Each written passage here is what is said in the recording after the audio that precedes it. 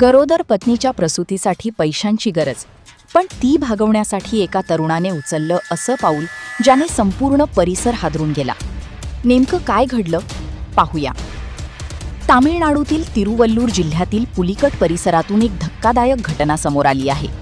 55 वर्षीय आर वनजा यांची हत्या करून त्यांचे दागिने लुटल्याचा आरोप एका 29 वर्षीय व्यक्तीवर करण्यात आला आहे. पोलिसांनी या प्रकरणाचा अवघ्या 24 तासांत छडा लावत आरोपीला अटक केली आहे. माहितीनुसार आर वनजा या घरातून इडलीचे पीठ तयार करून विक्री करत होत्या, तर त्यांचे पती किराणा दुकान चालवत होते. घटनेच्या दिवशी त्या नेहमीप्रमाणे घरी परतल्या, मात्र बराच वेळ त्यांच्याशी संपर्क होऊ न शकल्याने त्यांच्या पतींना संशय आला. घरी जाऊन पाहिल्यानंतर त्या गंभीर जखमी अवस्थेत आढळल्या. त्यांना तातडीने वैद्यकीय मदत मिळाली, मात्र डॉक्टरांनी त्यांचा मृत्यू झाल्याचे सांगितले. तपासादरम्यान सीसीटीव्ही फुटेज आणि इतर पुराव्यांच्या आधारे पोलिसांनी युगेंदर उर्फ अब्दुल रेहमान या संशयिताला ताब्यात घेतले.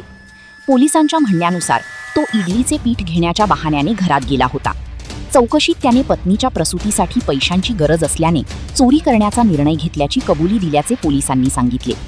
आरोपीकडून चोरीचे दागिनेही जप्त करण्यात आले आहेत. या प्रकरणात आणखी कोणी सहभागी आहे का, तसेच या गुन्ह्याचे इतर पैलू आहेत का, याचा तपास सध्या सुरू आहे.